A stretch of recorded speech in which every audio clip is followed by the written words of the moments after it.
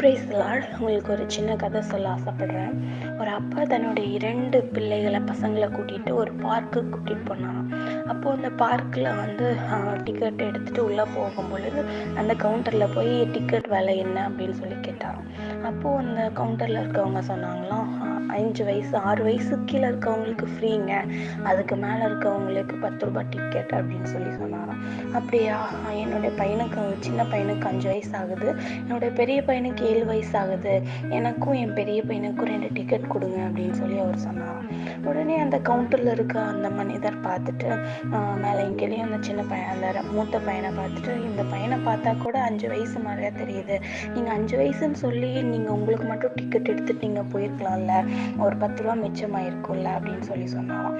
அந்த அப்பா அதை கேட்ட அந்த அப்பா சொன்னாராம், உண்மைதான், ஒரு 10 ரூபாய் மிச்சமாயிருக்கும், ஆனால் அந்த 10 ரூபாய் நான் எப்படி வேணாலும் நான் சம்பாதிச்சிருப்பேன், ஆனால் நான் இந்த 10 ரூபாய் எனக்கு மிச்சமாகட்டும் அப்படின்னு சொல்லி என்னோட பையனுடைய வயதை நான் பொய்யா சொல்லி கூட்டிகிட்டு போனால் அது என்னுடைய பையனுடைய மனதில் பதிஞ்சிரும். நான் என் பையனுக்கு நல்ல காரியங்களை நான் கற்றுக் கொடுத்து வர்றேன், என்னை பார்த்து வளர்ற என் பையன் என் அப்பா இப்படி போய் சொல்லி என்னை கூட்டிகிட்டு போகிறாரே அப்படின்னு சொல்லி ஒரு கெட்ட எண்ணம் ஒரு இருதயத்தில் வந்துடும், அதனால நான் அதை செய்ய மாட்டேன் அப்படின்னு சொல்லி கூட்டிகிட்டு போனாராம். பாருங்கள், ஒரு தகப்பன் தன்னுடைய பிள்ளைக்கு நல்ல வழிகளை போதித்தருகிறார். நம்மளுடைய பிள்ளைகளுக்கு எப்படிப்பட்டதான தகப்பனாய், தாயாய், எப்படிப்பட்டதான மூத்தவர்களாக நம்ம இருந்துகிட்ருக்கோம் அப்படின்னு சொல்லி நம்ம யோசித்து பார்த்து நம்மளுடைய பிள்ளைகளுக்கு நல்வழியை போதித்து நல்வழிப்படுத்துவோம். ஆமென்.